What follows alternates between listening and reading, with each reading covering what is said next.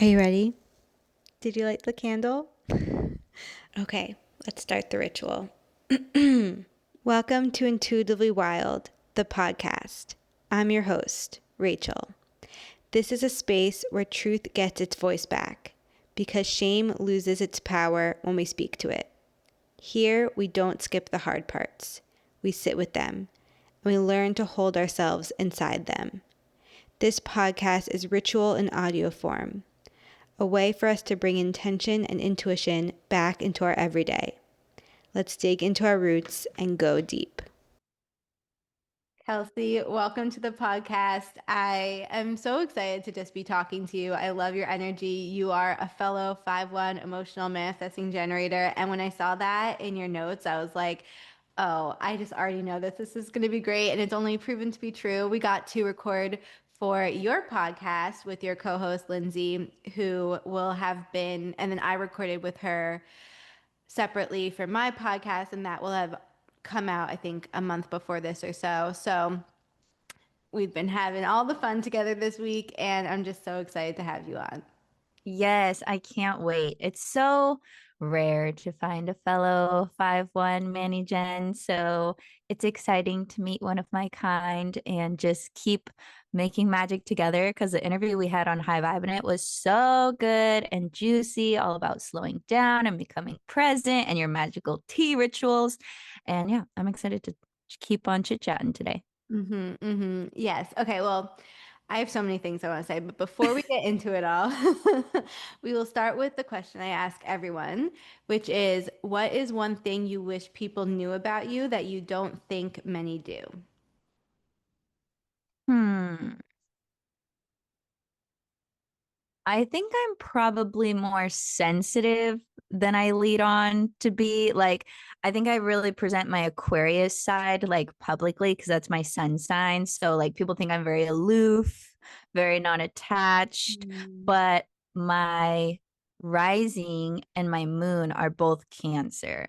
So, I'm deeply watery, deeply sensitive, deeply emotional. Um, and I think that helps me in the work that I do to help people to love themselves more and support themselves unconditionally and learn how to process their feelings so they can come back to a high vibrational state and manifest their best lives. So, probably that I would say is what people misunderstand about me the most that I would want to clear up from the get go. Interesting. Yeah, and I think having that five in your profile, people can definitely like project different things Oh, onto yeah. you. I don't know if you've had that experience, but to me, and I'd love to hear how this lands for you, you just come off as very confident and grounded. Like you seem really connected to who you are and what your path is, and just like so sure of yourself. Does that feel true for you? Yeah, I have always been pretty confident. Like when I was younger, my mom would say like, "Oh, that's a cute outfit, Kels," or like, "I like how you did your hair." And I would just be like, "I know." Like that's why I put it on. Like I know it's cute. That's why I chose that outfit. Or like not like in a standoffish way, but in just like a matter of fact way. Like my phrase growing up was always, "I know, I know, I know." I like thought I knew everything, right? And so I think I've always been like naturally kind of a self-assured person. And because my ideas can be kind of ahead of their time and kind of out there, I think it's an important personality trait for me to have because I have to really stand by my beliefs and my unique perspectives, which is hard to do when they don't match a lot of other people's. So I feel like it's kind of by design. And then it helps in the work that I do too. Like when I host self love retreats and women are hanging out with me for a week, it rubs off on them, like the confidence and the energy of it. So I think it's part of my medicine that I'm naturally confident, but I've definitely had moments in my life where I wasn't, or literally like every time when I'm PMSing, I like question everything. I'm like, oh my God, I'm fat. I can't do anything. Everything sucks. None of my dreams are going to come true. You know, like everybody has those emotional roller coaster rides. But for the most part, I would say I'm extremely confident, but grounded. The groundedness is coming with age, I think. Mm. I can be very in my head, very overthinking, very like air, water, energy, just kind of like all over the place. So grounding is something I'm working on. So thanks for that compliment. Yeah. And I'm in a season of my life where I'm working on being so confident in myself, like not doubting my path. And I find that I'm wanting to just surround myself and be connected to other people who are confident. So I think maybe that's one reason I feel so drawn to you. But as I also, another thing I would, that you give off right away is positivity and this like high vibe. And so I'm curious if that also has been something that has come really naturally to you, and if you've always wanted, I guess, when you felt the call to help other people in that area. Yeah, so naturally, I would say I've always been a pretty happy, bubbly person. Like my sister describes me as a pink aura. She's like, "Oh, you're such a pink. Like your aura's just so pink. Like you're always just about girly things and fun things and happiness and high vibes." And I'm like, yeah, like what else is there to be about?" But at the same time, like my healer journey kind of initiated in my early adulthood when after like kind of the later part of my teens, I slipped into like a deep, deep depression because I was training my whole life to be a dancer and I got injured. And then my whole life path was like derailed. I felt like I couldn't be this like magical, mystical, powerful ballerina anymore. So, like, who was I? That was my whole identity. That was my whole life's purpose. Like, growing up, everyone taught me, oh, you were made for this. Like, this is your destiny. Like, you have the perfect body. Like, you're so skilled. You're so talented. You're so practiced. And like, my whole life, I was training and anticipating for that. So when that kind of blew up in my face, I had like a huge identity crisis slash dark night of the soul. And I was stuck in depression for about 3 years until the end of the third year when I was like, okay, I'm just like sick and tired of being sick and tired. Like, this is not me. I don't love anything. I don't want to live. Like, I'm dreaming of like running into a bus. Like, this is crazy. So I was like, I need help. Universe, God, spirit team, whoever's out there, like, send me the instructions and I will follow. Like, I'm willing to do anything to feel better again. And so, of course, I asked and I received lots of support and guidance. And I started working with a shaman and a therapist and learning about energy and healing your emotions and self love and healing anxiety and healing depression. And obviously, as a one, like the investigator line that loves to study things and go down rabbit holes line, I really threw myself deep into the studies of like, what does it take to be happy and live a good life, which kind of led me to the manifestation self love realm. And that's when I was like, ding, I just had this like idea pop in my head that I was like, I want to be the next Deepak Chopra. Now that I've learned stuff that works for healing and how to like live a high vibe, aligned life, and I'm feeling better and I'm feeling good, and the depression is a thing of the past, like I need to teach other people how to do this.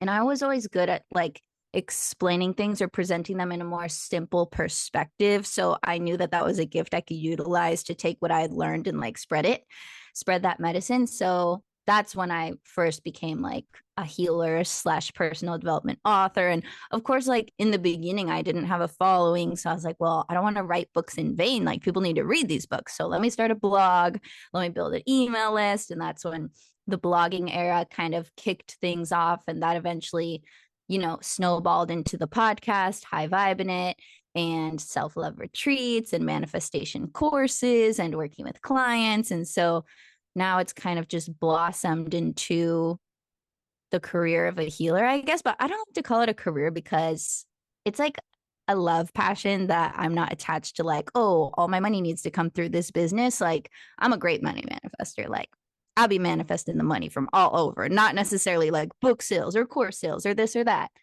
But my mission now is just to help as many people as possible to live their most high vibe, aligned, self assured, juicy, nourishing life. Because the most important thing I learned when I was depressed is that survival means nothing if you're not happy.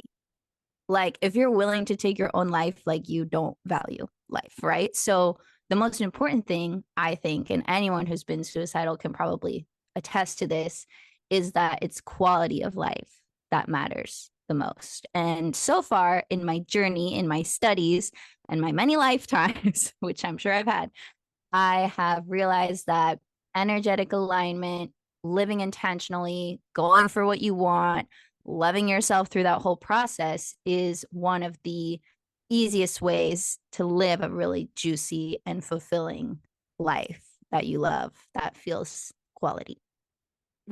So powerful. And it's interesting. There are some parallels to my story in the sense that when I was in high school, I grew up dancing and I danced competitively, but I was dancing with girls who were going on to become professional dancers. And I decided that wasn't my path. So I stopped dancing and had this period where there are other layers to this, but I had this moment of like, who am I? What's my identity? I also made a lot of switches with friends and just like other areas of my life, and also started to experience a lot of anxiety and different mental health challenges. And that's been a huge part of my path and popped back up later in life as well.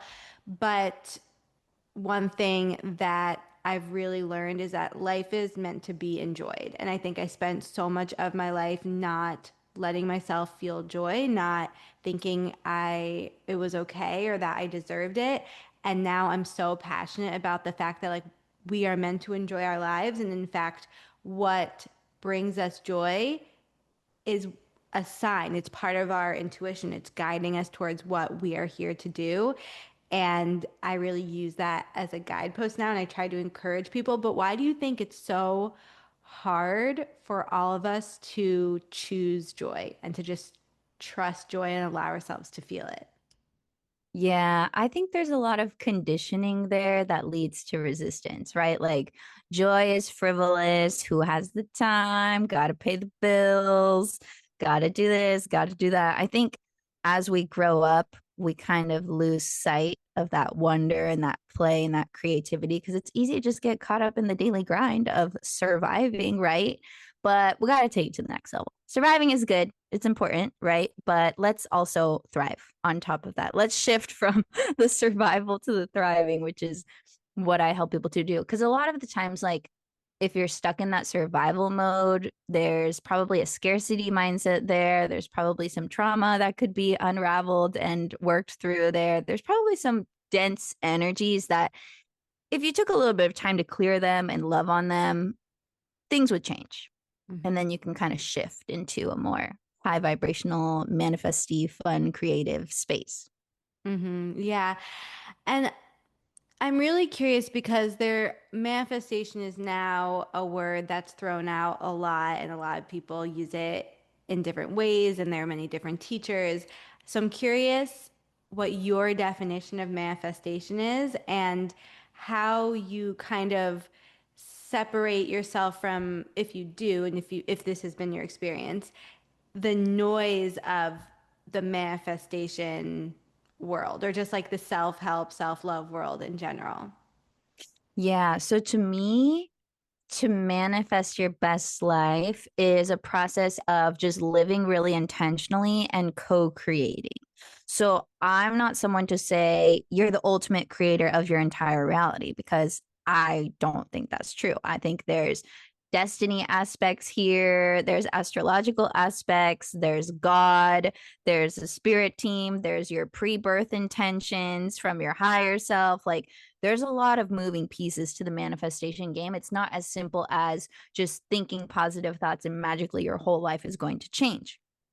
So I'm actually passionate about being more of the contrarian voice and clearing up the misconceptions about manifestation because it's been sold to people as like cosmic Amazon. So just place your order and in 2 days with free shipping, it'll just show up at your doorstep. You don't have to do anything. You don't have to change anything about your life. You don't have to leave your house. Like nothing needs to happen in order for your life to change. And it's like, sure, if you're in perfect alignment, like things will come very easily and very quickly, even instantaneously. I'm not saying that's not a truth that is a possibility, but what I am saying is for most people, most of the time, things don't just manifest because you want them to or you think about them a lot. There is an aspect of taking action. There is a really important puzzle piece of releasing your resistance and aligning your thoughts and aligning your beliefs and aligning your actions so that you're creating the perfect storm and meeting the universe halfway.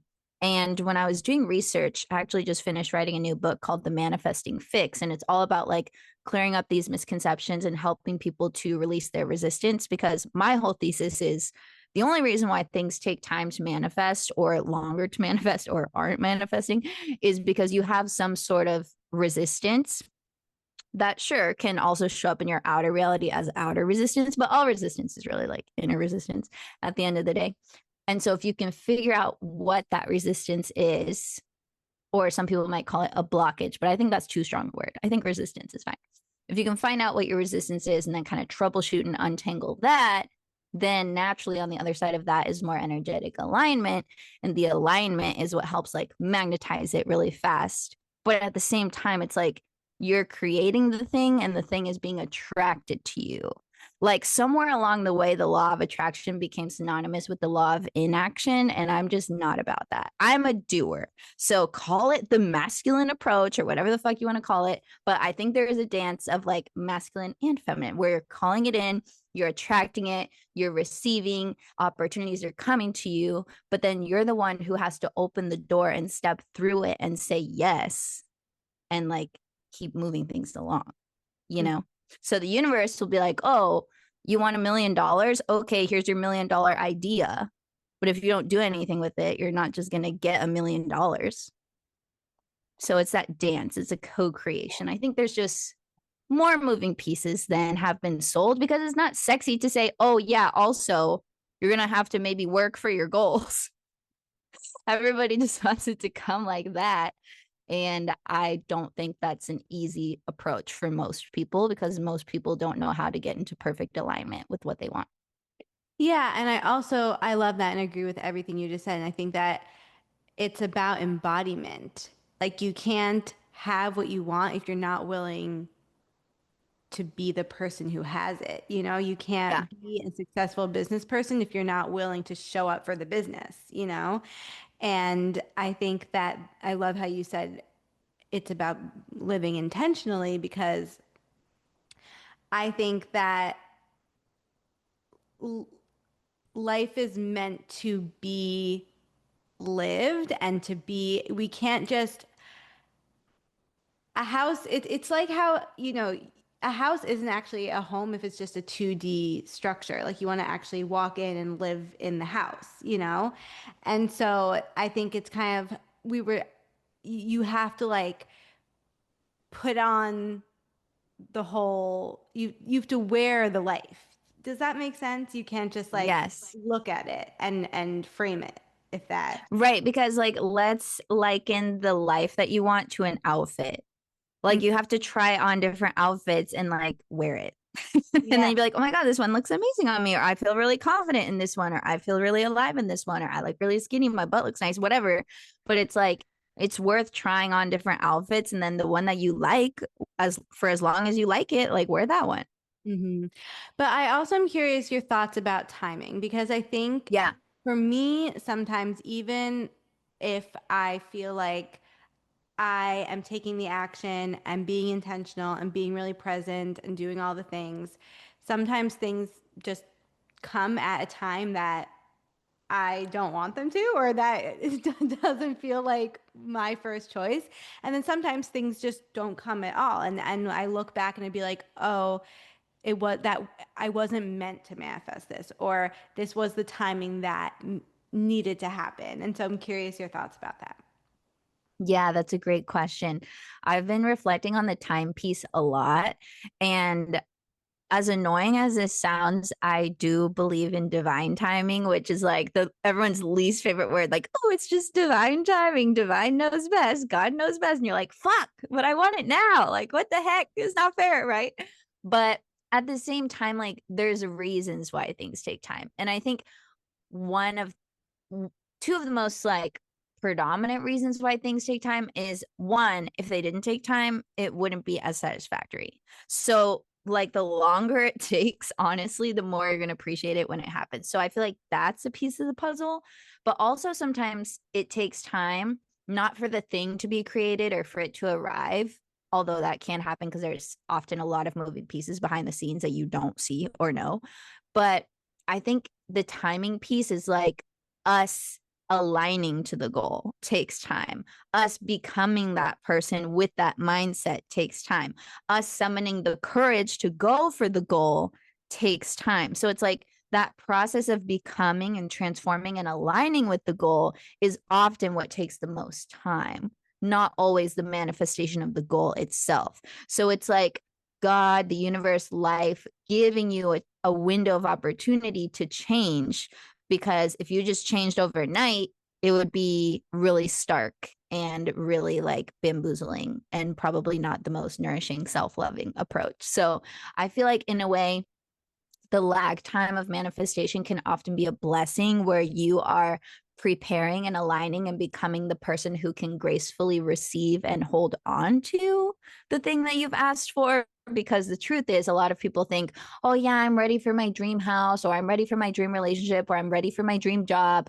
But like, are you? Like, if you got it right now, how do you think you would respond? Like, would you be able to afford that mortgage? Like, would you be a loving, supportive partner? Would you still be bitter about your past? Or like, would you be ready to take on those roles and responsibilities? Or maybe next year you would feel more ready to take those on. So it's like, it's not for nothing. And for how annoying it can be, I think if we looked at the flip side of like, if this taking time was serving me, how could it be serving me?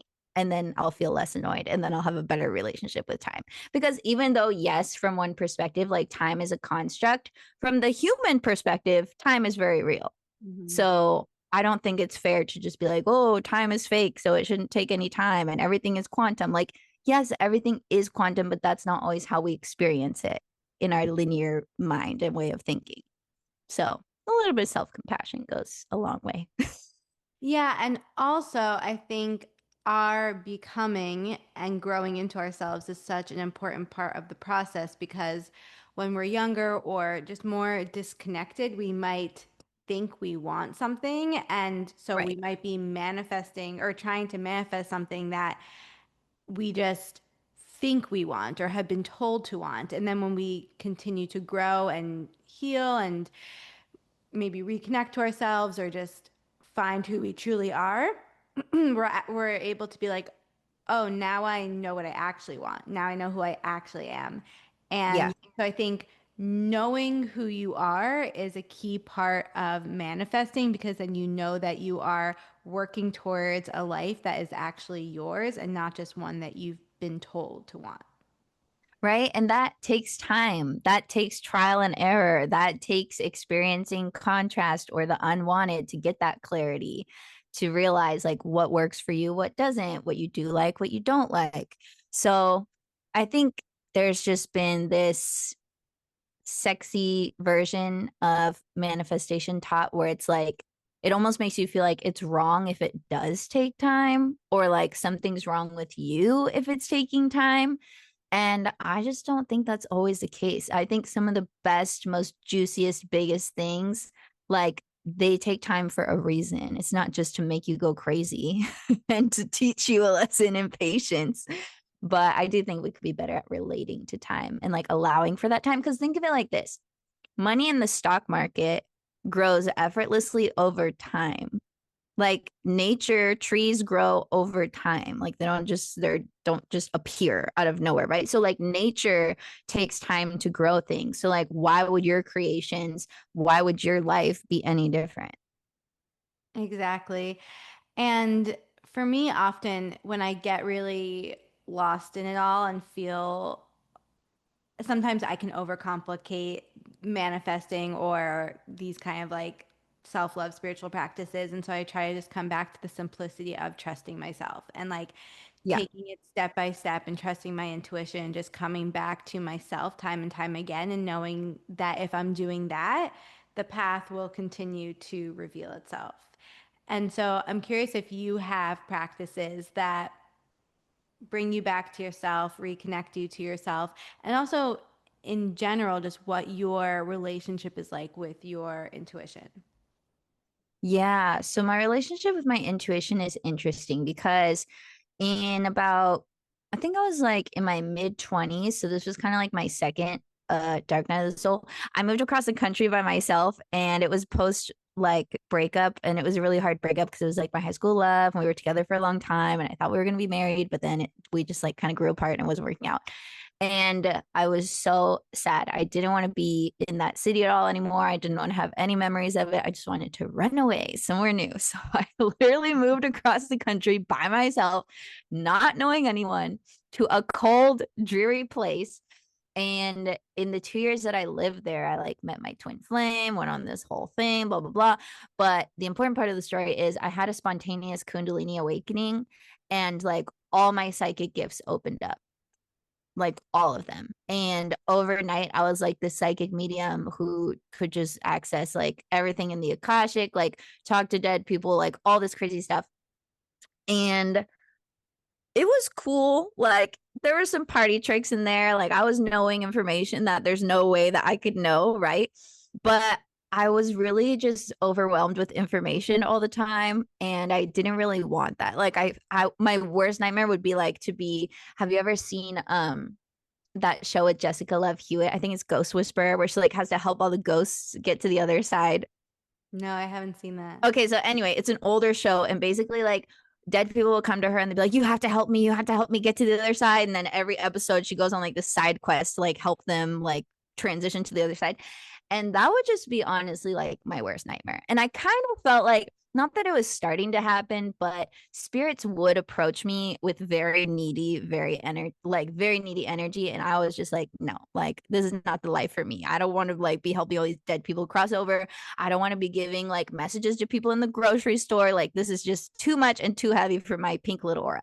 So I was like, kind of closed Pandora's box to the degree that I could. And I try to have strong boundaries with my intuition and use it more selectively. So, for example, like now I'll use my channeling abilities to channel, my new book, The Manifesting Fix, or a great Substack article, or ask a question to God or the universe or someone on my spirit team to get a specific answer, or like feel into what the collective is wondering about manifestation and then answer them in my work, or kind of a little bit of mind reading, a little bit of channeling to make the work that I do the most potent that it can be.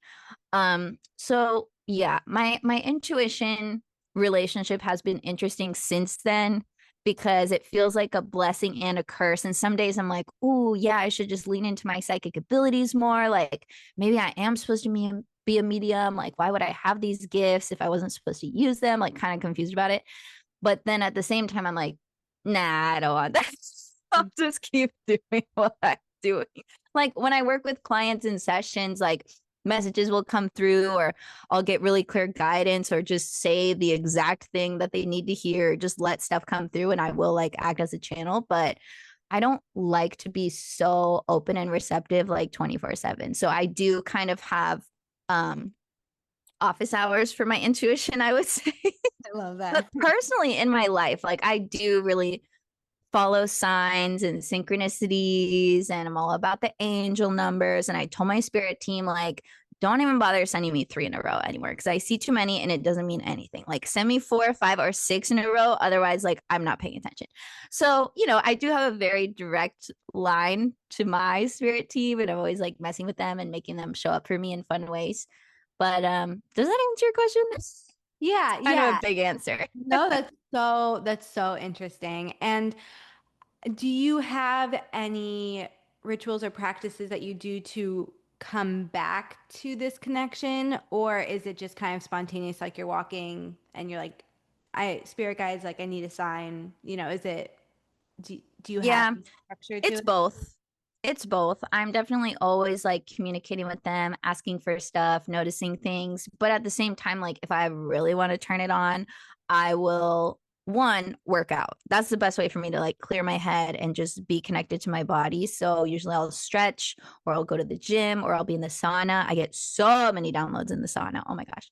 That's like a really good spot for me to get the money, get the wisdom and the clarity. But also meditating, um, playing with my dog is grounding. That kind of gets me out of my head, and that kind of like realigns me too. What else? Really just like body movement, meditation. And then depending how clean I'm eating, I do notice that that makes a difference as far as like receptivity. So if I'm eating more plant-based, more bone broth, like a little bit lighter, um I feel like I'm more open and more psychic. But if I'm eating like more pizza, more pasta, more like indulgent stuff, I feel like I'm a little bit less, if that makes sense. That's what I've noticed anyway. Hmm. And I often feel like when I'm working on a really big project that it can kind of usher in this whole inner transformation, like this new season of life. So Yeah. I'm curious if that has been your experience writing this book and if so, what season of life you feel like you're leaving behind and what season do you feel like you're entering into? Yeah. Ooh, such a juicy question. I love it.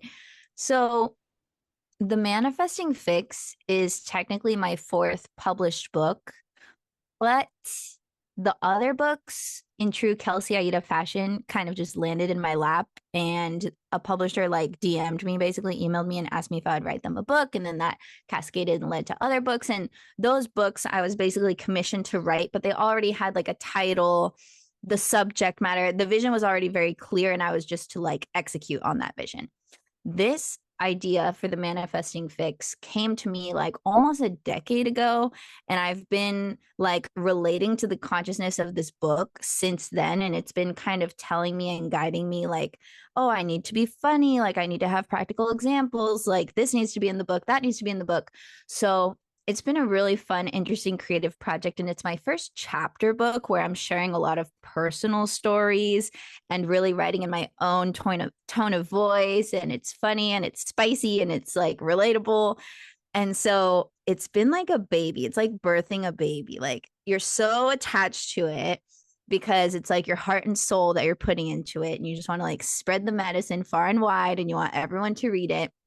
But at the same time, it's so funny and like unironic that when you pursue a book about resistance, the universe is like, okay, let's face your own resistance, right? So all of my own like doubts and fears and am I good enough and is this good enough and can I handle enough rejection to actually get it published, because I already know there's going to be so much rejection involved in the process and I've never worked with a literary agent before and blah blah blah blah blah blah blah. So I had to learn so many new skills, do so much new stuff. And now on the other side of it, I mean, we're still editing the book as we record this and stuff, but it feels good knowing that I have like grown into someone who A doesn't like take no's as personally as she used to. Like I'm like, this is the business, right? Like even J.K. Rowling got like a million no's before she got the yes, right? So just making it more like an initiation rather than like something's wrong with my work or me. And yeah, just working through all my own blockages as I was writing a book about working through blockages, which was perfect because, teaching from experience over here. Hmm. Hmm.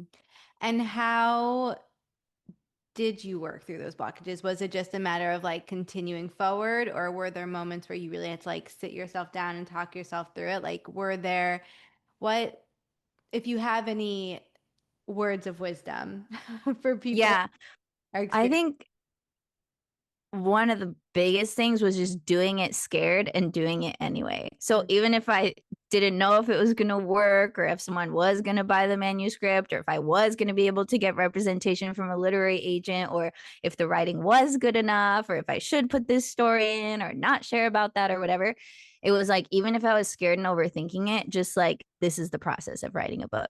Like, just write the book. Your editor will help you make it better later. Like, it's okay. Just and also, like, for me, it was such a calling from God that every time I did entertain the idea of like giving up on it or not doing it, I would kind of be threatened by my spirit team of like, one, this book needs to be birthed through you. But two, like, if you don't do it, someone else will do it worse. And I was like, no, I can't have that happen. Right. So, because, ideas, they float around and they try to find a host body. And if you're not willing to host them, they're just gonna be like, okay, let me find some other way to like come through to Earth. And so, feeling the collective's yearning so strong for more manifestation clarity and how to actually get the law of attraction to finally freaking work for you. Um, that's just been such a strong calling for me. And I felt like God was like, well, you're the one, you're the chosen one. So like step it up, freaking do it. do it or don't, basically, like feeling a little bit threatened by spirit. And I was like, okay, okay, goddamn, I'll do it. Okay. Yeah, I think that doing something scared is one of the most important lessons we can learn. Because if we are always trying to just stay safe and do what feels certain and in our control, we're never going to actually achieve our biggest dreams because Yeah. our biggest dreams are probably something we've never done before or that we don't know for certain are going to work out and don't have the proof or the evidence that it's gonna happen the way we want it to, and we have to be willing to do it anyway. And that's definitely been a huge lesson for me is like you just have to trust yourself and do it scared and do it imperfectly and do it messy and let yourself be seen in that process. And that has been so terrifying and healing and also empowering to choose that path. And also something else I thought of while you were talking is how you said that in this book you for the first time you're sharing more personal stories and just talking about yourself in this open way. And so I'm curious how not only in the book but also being online and just sharing your life and who you are, do you have boundaries or ways that you navigate what you share and what you don't around your life and Yeah, that's a good question. Because my husband, he's a very private person, and I'm obviously not. So that's something, especially now that I'm married, because it's like our life. Like, I don't want to overshare about everything in our life, right? And make him feel uncomfortable. But at the same time, I'm always like, babe, people can learn from this. Like, to me, I feel like sacrificing my humility and just putting it out there vulnerably for the greater good is worth it. And like, if that comes back to bite me, like, oh, well, sorry. Like, that's what happened. That's my truth. Like, I'm just trying to share stories that will help people. So I think at this point, since I've been sharing online for like a decade now and blogging and just getting more and more vulnerable, I think I've just learned to kind of get over myself and like this is for the greater good. If this story is going to help someone, like it's worth it. It's worth like your embarrassment or whatever it's going to be.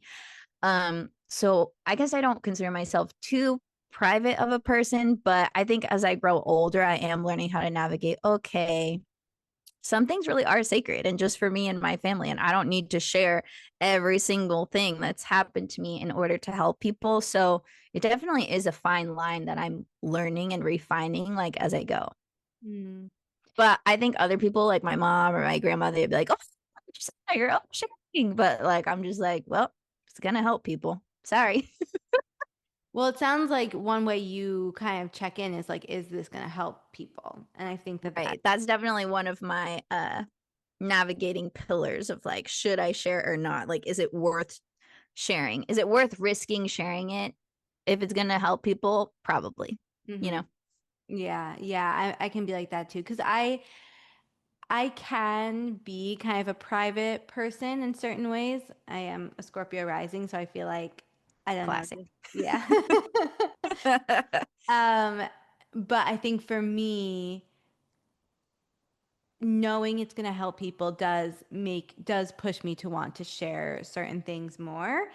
And also always building in that pause. I think being an emotional authority, this is something I've learned to do is like pausing and being like, okay, how does it feel to share this? Or what am I truly feeling called to share? And just building more pauses into my life before taking action, really just to check in with my intuition. And if my energy is feeling called to share something, then I just do it. And I trust that, I won't look back and have those regrets around being too vulnerable or too open because in that moment I had that check in moment to make sure that it felt okay to share. Yeah. And I feel like too, it's like with different mediums. So like with a blog post or an Instagram post or a podcast, like technically you could delete it or take it down later. Like it will be out there. People might remember, but probably not. There's a lot of content floating around. I think with a book, it feels a little more intimidating because you're like, this is going to go in print and circulate potentially like for the rest of time. Like people might hopefully read this book for the next like 100 years. So that's a little bit scary. But then I try to just bring it back down and be like, think of the one person who's going to read it and really resonate with it, and like that's who it's for. And if there's a million of those people, great. Love that for everyone and me because I can actually make money off the book. But to me, it's like, I don't know. I try to be more private with like other people's stories. And if anything, like the things I hold back sharing the most is just like how awesome my life is and how many juicy, amazing things I have manifested because I don't want to feel like I'm bragging or like one of those coaches who's like, if you want to have $100,000 month like me, you should just buy my course, you know? So sometimes I just don't even share like the most impressive, amazing things that I've called in, even though I probably should because it would give more authority to everything I have to say. But I'm just really out here living everything I'm practicing.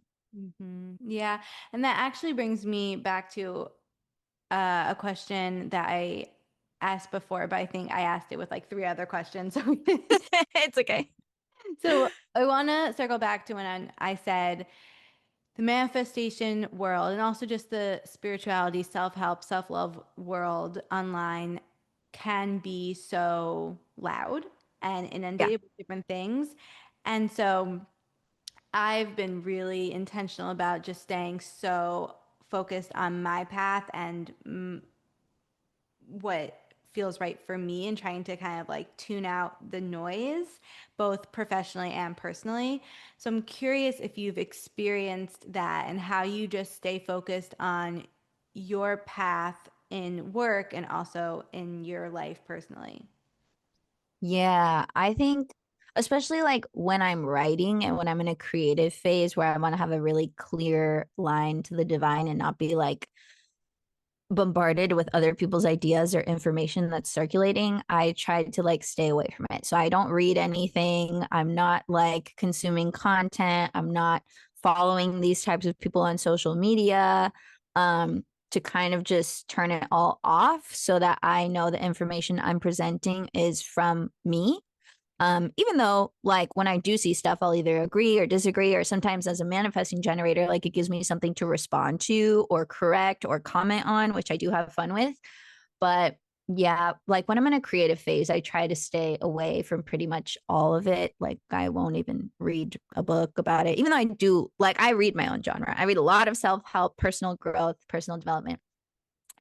And I think too, like it's so easy to get lost in the comparison game, be like, oh, my business should look like theirs, or my life should look like theirs. And like, for example, the truth for me is like right now, like writing books is not my number one stream of income. I'm literally like manifesting a rich husband and a real estate investing lifestyle and quitting doing hair and doing all this other stuff through like, I'm just not attached to the way that things come to me anymore. So I think that helps me to disconnect from like the pressure of, oh, you should be working with this many coaching clients and make this much money from that revenue stream. And it's like, I don't care how the money comes. I just like money, you know?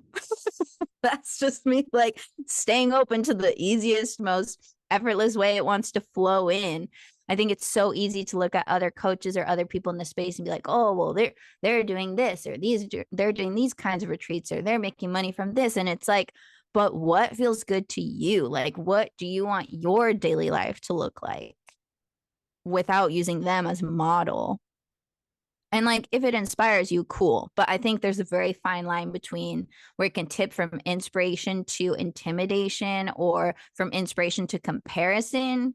And once it like spills over to the comparison side, I think just unfollowing or, you know, paying less attention or being on the phone less or however you can kind of shield yourself from unnecessary pressure is good.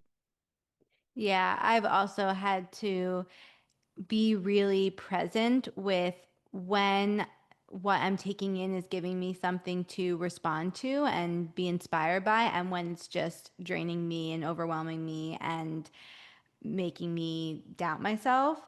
And so, again, I think building in those pauses and check in moments with yourself and just being like really honest with yourself, because I think we sometimes I know especially that one line in my profile, always wanting to take in all the information, I can be like, no, I just love listening to all these podcasts. I just love reading all these people's stuff. And it's like, okay, yes. And I need to, I'm also just like taking in too much and need to like come Yeah. I back to think there's myself. definitely like seasons for it too. Like Mhm. once you go overboard, you have to reel it in and realize, okay, like I'm going to do a digital detox for a week, like no podcasts, maybe no music, but maybe music. I don't know. But not so many ideas coming in, like not so much social media, not so much Substack, not so many podcasts. Like let me just have a little cleanse, I think is really beneficial and helpful. And at the same time, like if you are studying something or you're really lit up about something, like diving into that topic is cool too. It just depends, like I guess the measurement would be, is it nourishing you or is it overwhelming and depleting you? And that can kind of be your measurement of like to lean in or like lean out. Yeah, exactly. And that again takes the presence and it takes self-knowledge, like knowing Yeah. yourself and what season you're in and what you need in each moment and not just being on autopilot and going like falling back into your routines, which actually is something we talked a lot about on your podcast in that conversation. So everyone should tune into that episode because it was good. Yes. I don't know the number of the episode yet, but look for Rachel's name and you'll find it. Search Rachel Levine, Hi Vibin It. Or I'll give her the link before this goes live and then we can just put it in the show notes so they can just click on it. Yes, yes. If you could say one thing you wish that more people knew or like more people were talking about, what would it be? Hmm. Something I wish more people knew or were talking about. This could be I feel literally like, anything.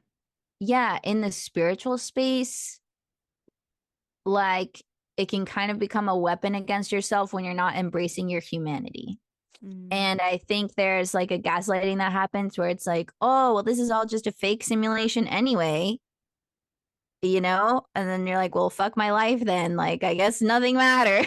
And I don't like that narrative. I think to be a really spiritual, enlightened being is not to try and leave your body and escape human conditions. I think it's to be in your body and enjoy this 3D physical life that you literally came down to enjoy. Like, do you know how many souls are fighting, waiting on the wait list to get to Earth because it's so juicy and fun here and like tactile?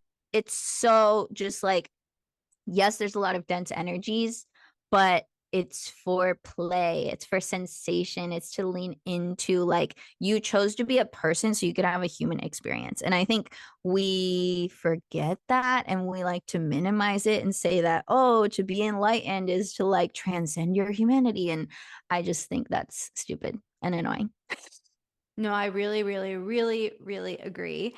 I think we have come to Earth to have a human experience and to be in the messy imperfections of being human.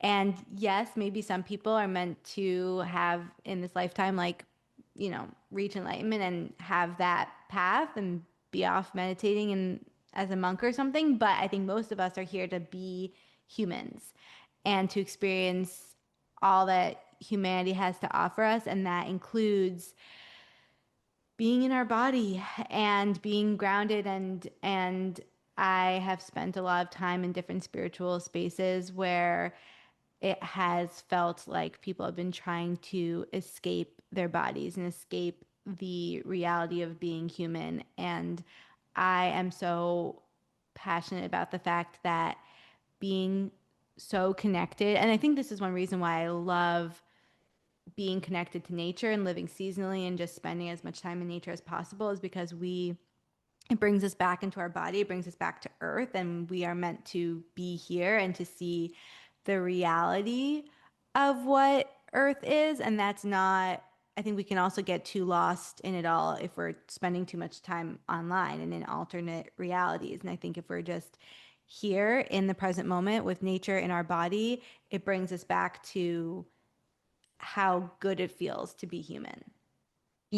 I think that's like a lost art in this manifestation spiritual space of just not running away from yourself, not trying to be so high vibrational that you're just like you're not human anymore. But like personally, if you're a monk, like that's beautiful that you have all that discipline, but I'm not that impressed if you can meditate all day under a tree. Like it's easy to do when you don't have relationships, when you're not at Thanksgiving dinner, when you're not like in the throes of actual human life.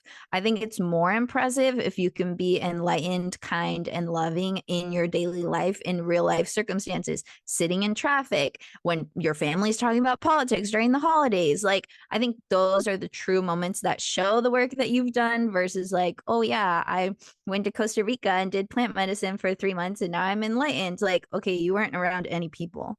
How are you going to act once you're around people again? How are you going to have compassion for yourself when you fuck up next time, when you're back to your real life? Like, I think those lessons to me are more impressive and more valuable than just, oh, yeah, I can float away from my body when I'm by myself under a tree, isolated in a cave. I agree. And that's how we have a real impact on the world is when we are taking all of our lessons and all of our embodiment and like actually connecting with other people and walking out into the world. So it's like it's just like they say, you know, your yoga practice is not really what happens on the mat. It's how you take it off the Exactly. mat. It's just like that. And so I think that it's so important to keep that in mind. Just a couple of yogis over here taking it off the mat. Okay. Living intuitively wild means connecting to your true self and living dedicated to who you are at your core, no matter what. How do you feel like you live intuitively wild? Mm, true to myself no matter what. So, my definition of self love is to take positive ownership of yourself, meaning you make your wellness matter to you, your desires matter to you, your health matters to you, your preferences matter to you, your values matter to you, your boundaries matter to you. So that's kind of how I live my life. And that's the easiest way for me to stay true to myself is making my needs, my wants, my preferences matter. And it's not that they're more important than other people's, or it's not that they don't sync up with other people's where it's like compatible relationships, but I just make myself matter because who else is going to take care of me better than me? Nobody. And I think if everyone took better care of themselves and did live more true to themselves, they would have a lot more to give and offer other people. So I like to just fill my cup and nourish myself so much and live so true to what I want and what I like and who I am and what works for me and what doesn't and what I'm good at and what I'm not good at, and just lean into me so hard that I feel very energized, very nourished, and I have like so much energy and medicine and love to pour into other people. Uh, I think that's my favorite definition of self-love that I've ever heard. And it brings it back to the embodiment, to embracing our humanity. Like it brings it back to so much of what we were talking about, just leaning into who you are and trusting that what fills you up, what makes you feel good, what gives you energy is who you're meant to be. Yep. So, Amen. so beautiful. Okay, Kelsey, Thank tell you. us where everyone can connect with you, reach you. This is going to come out around the time that your new book is coming out, which is very exciting. So just share all the things. Yeah. So obviously, if you love podcasts, Hi Vibin It is a great place to start. Listen to Rachel's episode over there. It was so good. That's a great free resource for you guys. But all of my information can be found at kelseyaida.com. Just my first and middle name. People think it's my last name. It's my middle name. And I'm Kelsey Aida everywhere on Instagram, on TikTok, on Substack. My Substack is pretty lit. It's where it's at. It's called Aligned and Abundant. It's a great, just community to be a part of. So I would highly recommend joining the free or paid tier of that. And then the manifesting fix, hopefully, whenever this goes out, it should be coming out probably early fall. So search for that, search my name. I'm sure we'll link to it in the show notes. And that's a book that's going to help you release all your resistance and your blockages so you can finally manifest the freaking blessings and live your most aligned life without all the frustration and impatience that can come along with that. So if you like reading, if you like things that I've had to say here, there's a lot more where that came from inside the book, The Manifesting Fix. And I'm probably doing a book tour. And one of the stops is going to be Rachel's new location. So very exciting. Stay tuned for that. And yeah, that was a lot. But Kelsey Aida, you can find me. Yes, everything will be linked below. And I cannot wait to read the book. And also, yes, I cannot wait to meet you in person, have you in the space, and to do a little collaboration book offer there. So everyone stay tuned for that. It's going to be so amazing and so special. So there will be more of this and us, and I can't wait. Me too. Very thankful for you. Thanks for having me on. Thank you so much for joining me on this episode of Intuitively Wild, the podcast. I hope it helped deepen your connection to yourself, sparked some insights, and inspired you to live intuitively wild. If you enjoyed this podcast, it would mean so much to me if you would share it with others and leave a rating and review. And please reach out to me. I would love to connect with you. I will see you next time for more magic.